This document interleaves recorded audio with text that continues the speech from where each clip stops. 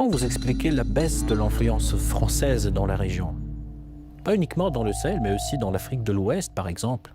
Je pense que c'est eux-mêmes qui ont contribué à baisser leur influence. Parce qu'ils ont une conception paternaliste de nos relations. Et vous voyez, quand vous prenez tout de suite tout ce qu'on fait, tout ce qu'on prend comme initiative, eh bien, c'est la Russie. Et quelqu'un parle, ils sont influencés par la Russie. Tout ce qui s'est passé, la Russie.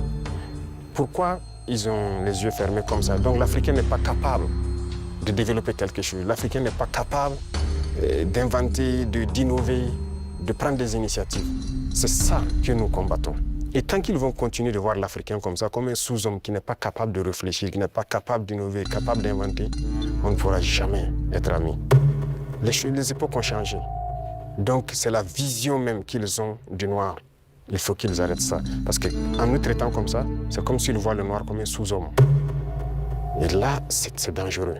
Il faut qu'ils changent de langage. Mais en quoi ça se voit, cette attitude?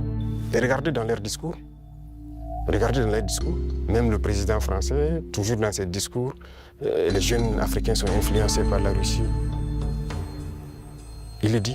Les médias occidentaux, vous les écoutez souvent. Ils ne passent leur temps qu'à mentir. Et regardez aujourd'hui l'AES qui est un modèle qui est en train de se dessiner.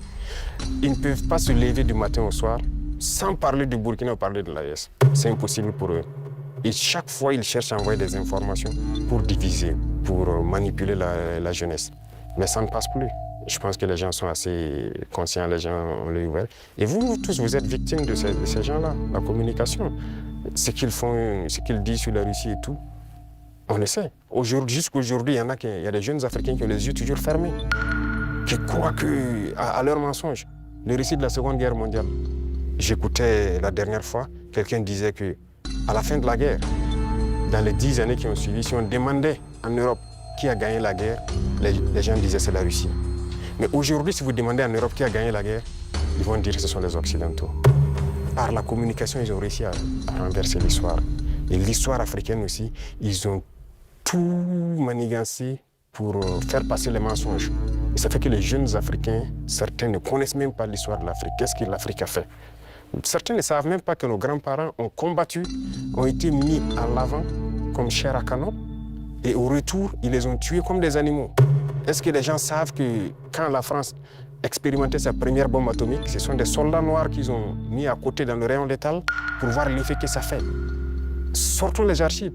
Tout ce qu'ils ont utilisé contre l'Afrique, c'est terrible.